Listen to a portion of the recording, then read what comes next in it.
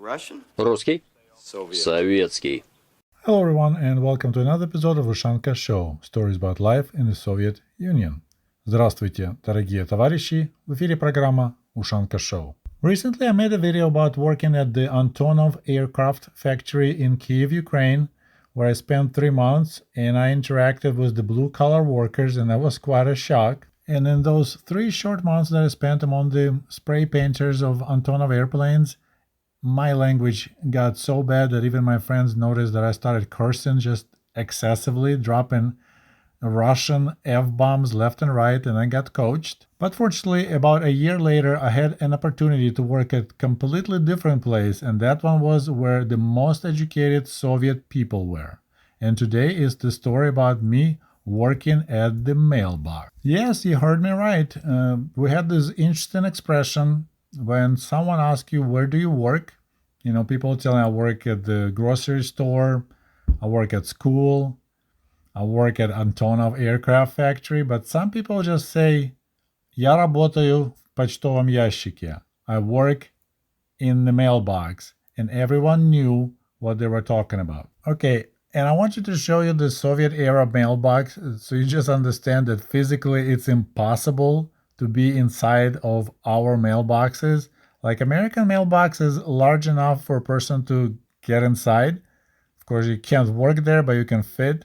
There is no way a normal person will fit inside of the Soviet era mailbox, почтовый ящик. So the expression I work in the mailbox, я работаю в почтовом ящике, meant that the person works at some secret, or as we said, closed enterprise, factory, or research facility that involved working for Soviet military or space industry. And some of you already maybe guessed that the expression I work in the mailbox came from the fact that instead of the address, that person's facility had only mailbox.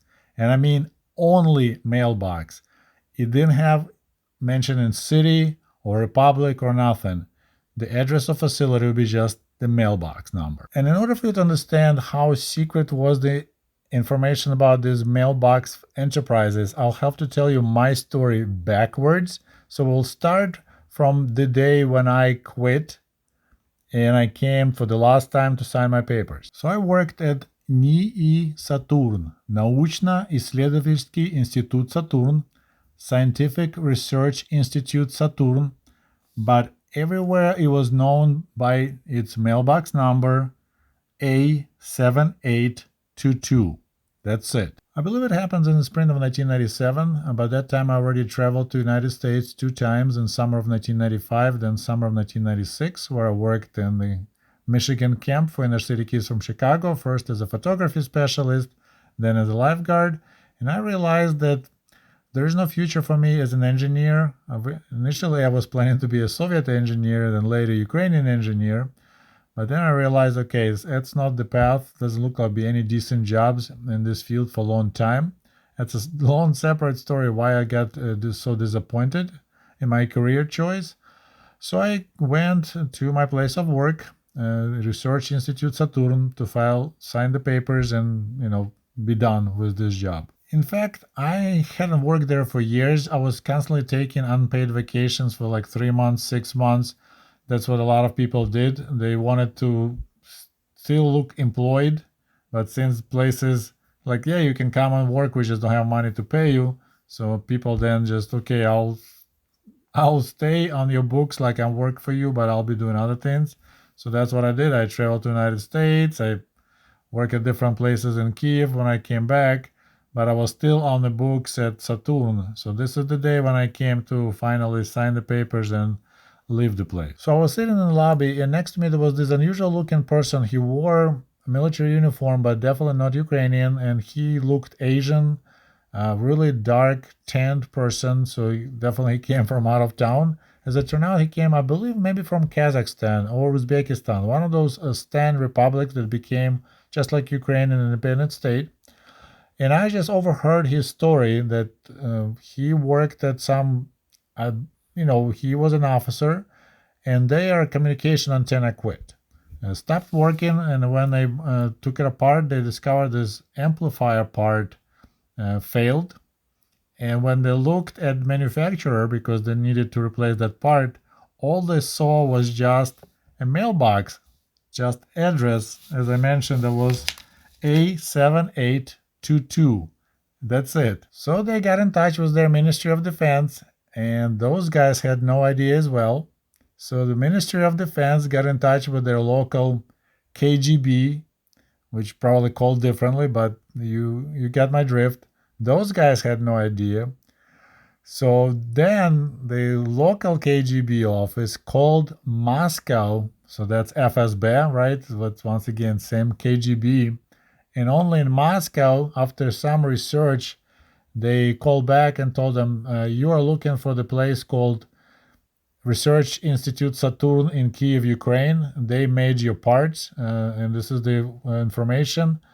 I'm not sure why they may call, but he traveled all the way by train from Kazakhstan with that broken amplifier, and he came to see if they can have it fixed, and also if he can order a couple spares. So that was the moment when I realized the real meaning of the expression "I work in the mailbox," я работаю в почтовом ящике, and how actually secretive was information, because it took them almost a month to find out that this A7822 was a place in Kiev, Ukraine, that produced these amplifiers for the Soviet military for their communication antennas. Okay, my friends, so you're looking at this huge mailbox number A7822, but the real name was Научно-исследовательский институт Saturn, Scientific Research Institute Saturn, and that's the place where my mother worked from early 1980s and where I worked from early 1990s. And here's the view from the Google Maps. So quite unusual looking building. So the small building in front, like a head, that's the lobby and access control. That's where the people get in and they get their badges. Then there's two arms. That's where design was happening. Engineers worked and make drawings. And then the back of it, there's long part in the back. It's actually was a small, like a production facility, factory, where they were making components, assembling together the new equipment and testing it. So this is kind of general view of my place of work, my mailbox. This photo was taken probably in the late 1990s or early 2000s. So that's when they stopped hiding. You see the name of the facility, Saturn, and they also stopped mowing grass. And they already started renting the space for different businesses. Like there's a sign says that they sell equipment for restaurants and bars. And what's different about this building too is the size of the windows. You see, they look really strange. That's another modern day photo. Once again, there's a yellow sign advertising spaces for rent. So that becomes like a business center. And I remember rumors that Cubans built this facility. I'm not sure why.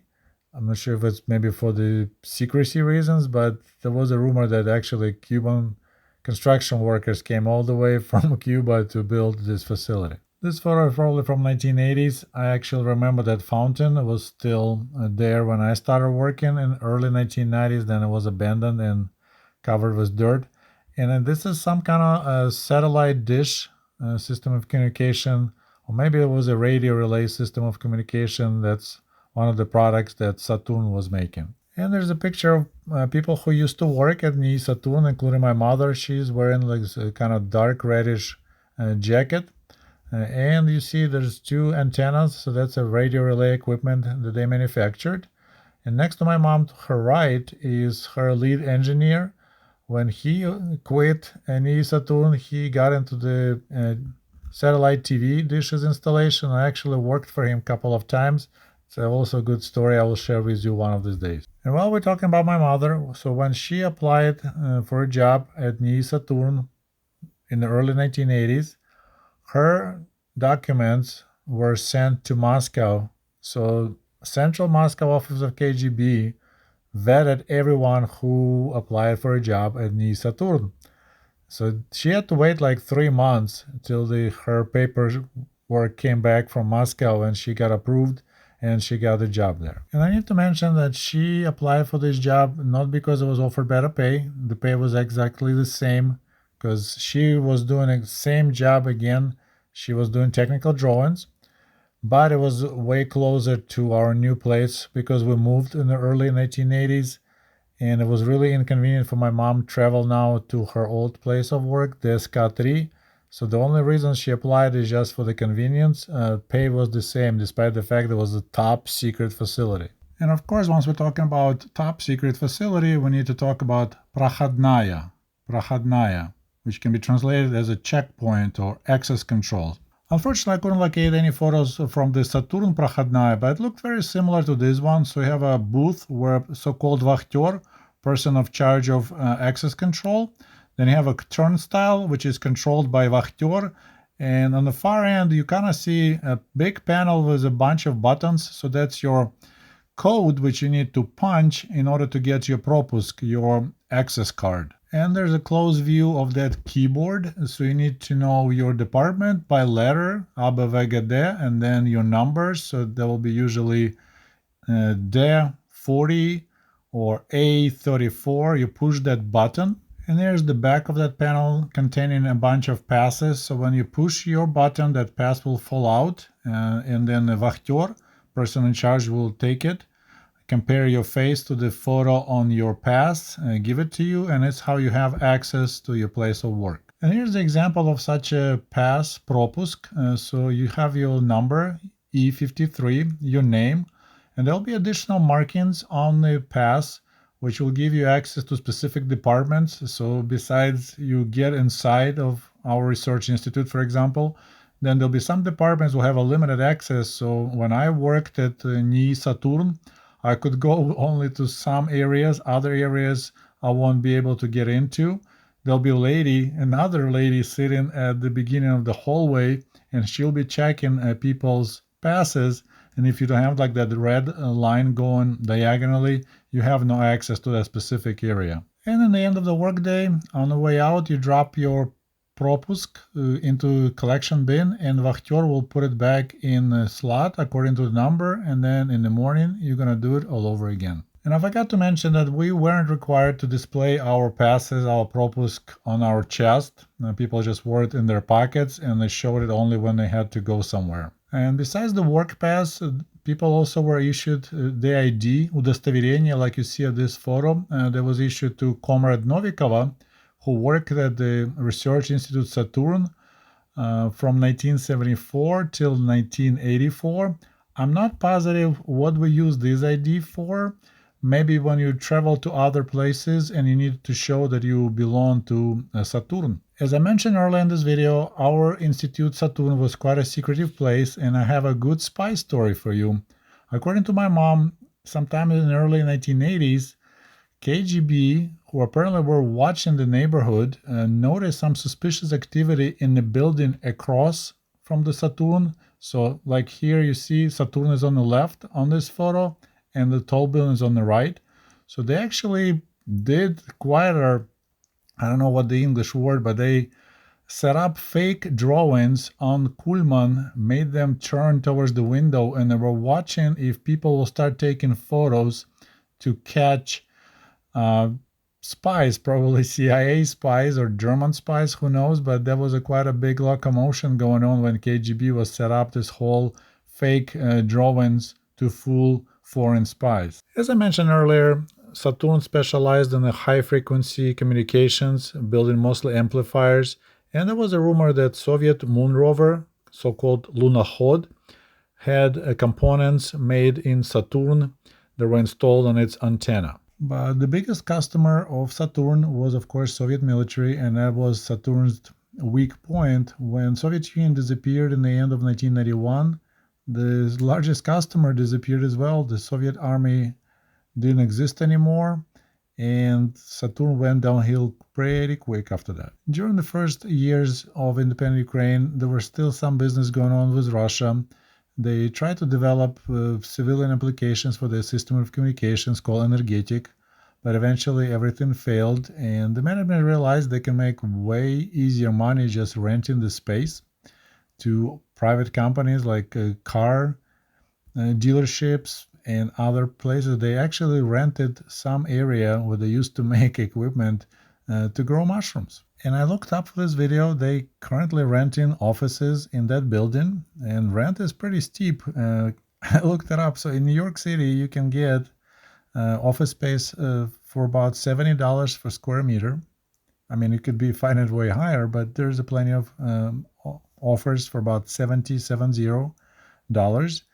Saturn rents its space for $113 per square meter. So it's more money to rent space in this funky building in Kyiv, Ukraine than in downtown Manhattan, New York. And after working for 3 months at Antonov Aircraft Factory and dealing with the blue-collar workers, it was a quite different experience working at the Research Institute Saturn, where everyone had a college degree or higher. There were actually several professors working there, so there was a totally different atmosphere, so that was pretty neat. But here's the fun Soviet fact for you. So despite these people were highly educated, they were still required to go in the fall and help a local collective farm. So every business in Soviet Union and large cities, like factories, research institutes, they had so-called подшефное хозяйство. So there'll be some collective farm or the Soviet agriculture farm that they were helping in the fall to harvest the crops. So all these engineers, senior engineers, people who make technical drawings like my mother, were required to go to the collective farm and harvest by hand tomatoes, beets, apples, whatever. So it's like using a microscope to pound the nails into the floor. It was really ineffective waste of resources, but it had to be done since villagers didn't have enough workforce to harvest the crop. And speaking of my personal experience working with the white-collar people of Saturn, my direct supervisor, he was a cool guy. He was fluent in English, and his hobby was mountain climbing. Like, I never met anyone in my life before who was interested in mountain climbing, but that's how he spent his vacation. Him and his buddies would travel to Caucasian mountains, and they'll just climb the mountains. So that was really bizarre to learn about that hobby and listen to his stories. Well, my friends, I hope you enjoyed this story about my experience working in the mailbox, Research Institute Saturn, back in the late 80s, early 1990s. And if you like this story, please don't forget to give me a like and share with your friends, and I'll talk to you soon. До побачення. Goodbye. Enjoying the content? Support the author by picking up a copy of their book.